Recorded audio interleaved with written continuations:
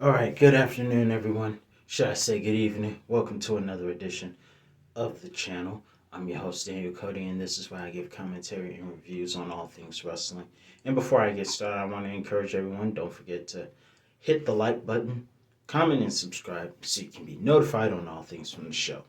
Now, without further ado, let's get started with tonight's episode of Friday Night Smackdown, which opened up with Roman Reigns coming out and calling out Brock Lesnar after boasting about his win. And Brock Lesnar sent a tweet saying that he was going to beat Roman Reigns senselessly when he came to SmackDown. So Roman called him out. And when Roman called him out, Brock was delaying his return, making Roman Reigns wait.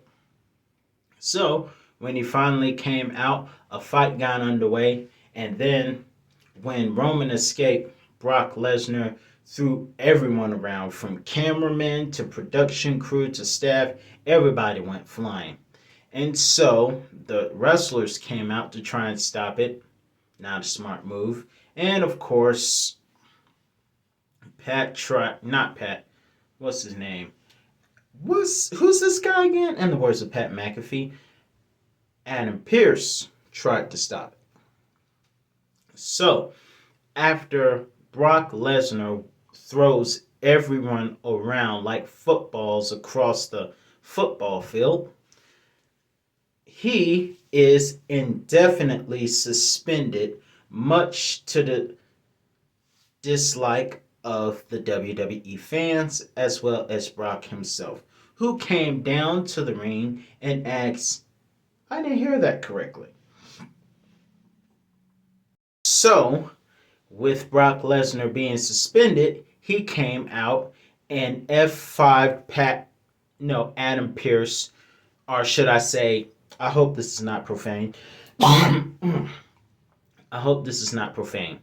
But he F5 Adam Doofus Pearce 2 times. Because the first time he did it, the fans were like, one more time.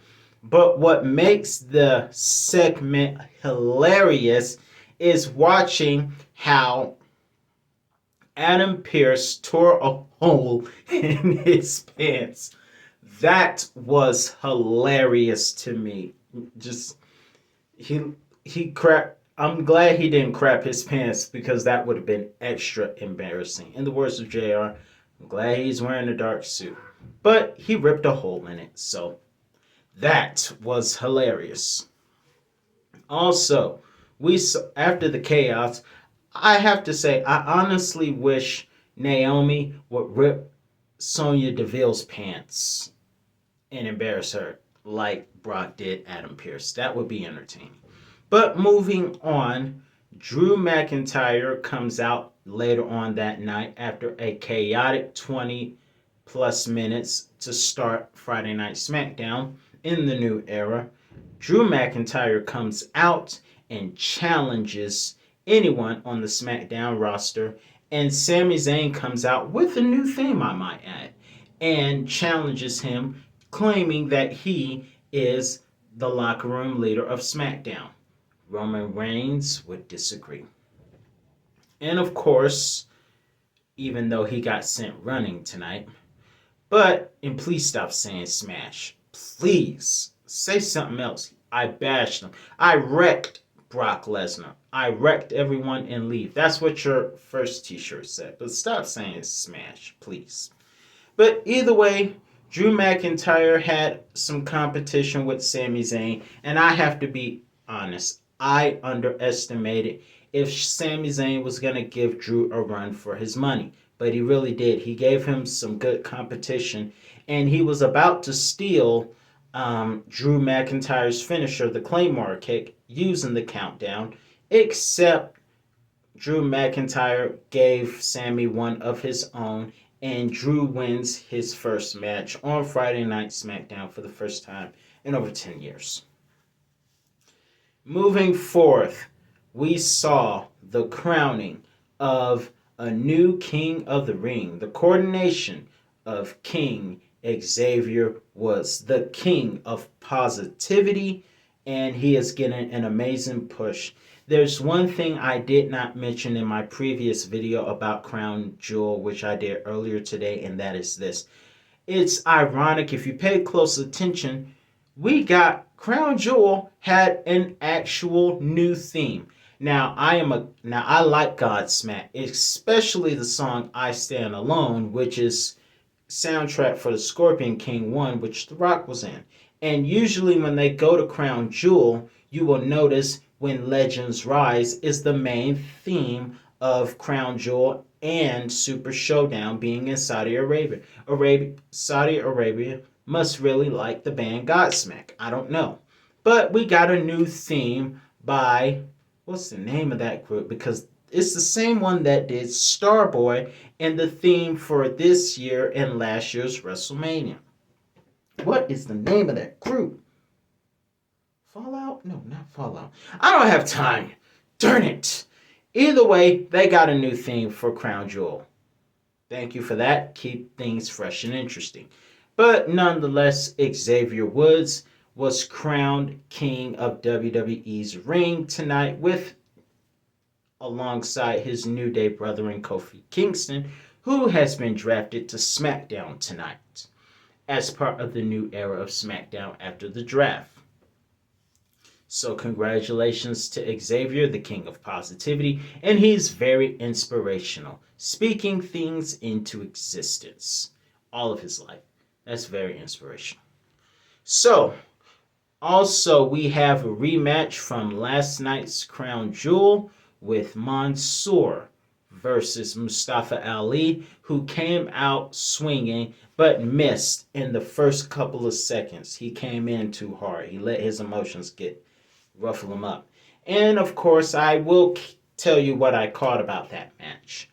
Mustafa Ali gave what looked like his modern version of the Batista Bomb, except it must not have been delivered with as much impact as Batista when he does the Batista Bomb, because Monsoor kicked out, and he would eventually win the match with a roll-up victory. Congratulations, both men obviously being drafted from Raw to SmackDown, so I'm going to be getting to know these guys real well. Full match highlights instead of just what you see on YouTube. Also, Hit Row makes their SmackDown debut. Anybody remembers when BFAT was part of the trainee fans during the early stages of the COVID era when they were all bashing the glass windows in the Performance Center? She was part of the standing trainee audience along with Xia Li and Shotzi Blackheart. But now she went from being a trainee to part of Hit Row. And that group made short work of a couple of jobbers. And I gotta say, when is the last time SmackDown had jobbers? We haven't seen jobbers on SmackDown or television for that matter in a long, long time. Interesting. No need for jobbers, obviously, but everybody needs a chance. But moving on, they made short work of the jobbers, Hit Row I'm speaking of, and Swerve coming to SmackDown after losing the champion, his North American Championship to Carmelo, not Carmella, Carmelo on NXT. About it. Now, Hit Row is on SmackDown full time. And so, moving forth, Shinsuke versus Baron Corbin. I'm going to be honest with you guys. I still think the Baron and Toss, whatever the heck his name is, whatever they are, it is an awful angle. I still think the angle is ridiculous. Corbin is making an absolute fool of himself, to be quite honest with you. An absolute fool. And Madhouse, whoever that is that looked like he used to work for the Joker, your jokes are terrible. Just absolutely awful. Pat McAfee tried to finish the joke, but at least he was honest enough to know that he doesn't want to be like Madhouse, Moss, Toss, whatever the heck his name is, and tell terrible jokes. So, nonetheless, moving on to the match at hand, Shinsuke took control of the match and did very well, but somehow Baron Corbin ended up taking control later on in that match. Rick Boogs tried to use his guitar to wheel Shinsuke on, but Madhouse, aka former servant of the Joker, comes in and attacks and take Rick's guitar. You never touch a man's guitar. And so he did that, which distracts Shinsuke, and in time for Baron Corbin, our happy nut job, our Jack Donkey Corbin, to counter with his end of days. Listen, I know Baron Corbin won that match, but I still think the happy Corbin angle is ridiculous. And it's more ridiculous with the former assistant of the Joker by his side. Somebody called Batman. One of Joker's henchmen escaped Arkham Asylum. Hello? Hey, Batman, you there? Yeah, one of the Joker's workers, or one of the Joker's sidekicks, escaped Arkham Asylum. Where is he? Oh yeah, he's on Friday Night Smackdown doing an angle with Happy Corbin. Oh, Batman, calm down. I'm talking to Christian Bale, Batman. He's very pissed off. He's looking, I'm not pissed off. Okay, I'll talk to you later. That was just a joke, ladies and gentlemen, just to bring some humor to the channel. But yes, one of the Joker's allies, who was fired, by the way, legend has it, is now working with Happy Corbin and looks ridiculous. And your jokes suck. Moving on to the ending of the show, I was wondering if Sonya Deville was going to get in the middle of something and get her pants ripped off like Adam Pearce did. And of course,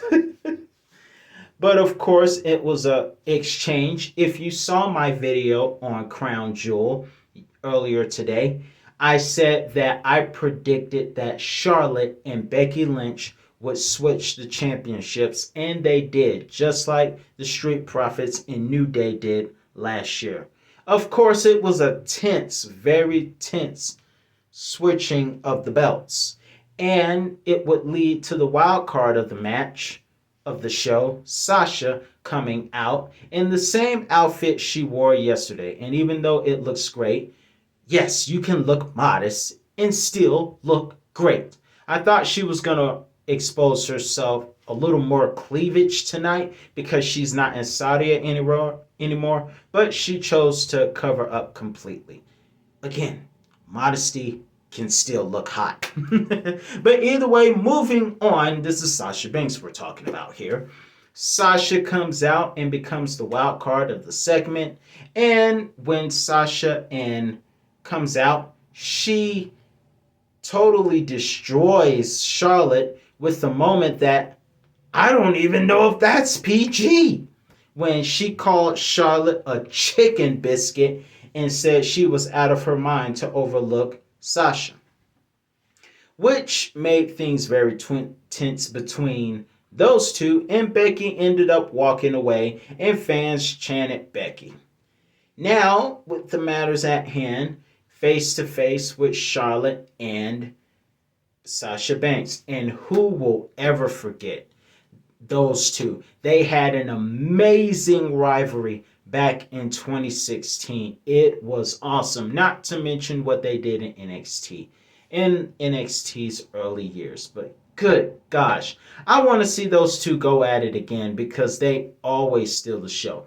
They had a match in my former hometown of Atlanta in which Sasha won, and they just totally stole late 2016. Just, oh my goodness, I cannot say enough. If you have not seen this rivalry, you don't know what you're missing. And thankfully, that rivalry is going to be renewed. So I can't wait to see what happens, and I cannot wait to see who faces the man, Becky Lynch, at Survivor Series, woman versus woman, and an original SmackDown versus Raw. When they stop making video games When they stopped making these, they started making an actual pay-per-view of it in Survivor Series. And I cannot wait to see who faces Becky this year. But that's all the time I got for you today. Be sure to check out, if you missed it, my thoughts on Crown Jewel, as well as Taboo Tuesday on this day from earlier this week, if you haven't already. So, that's all the time I got for you today, and I'll be back with another review on all things wrestling. See you soon, folks. Have a great weekend.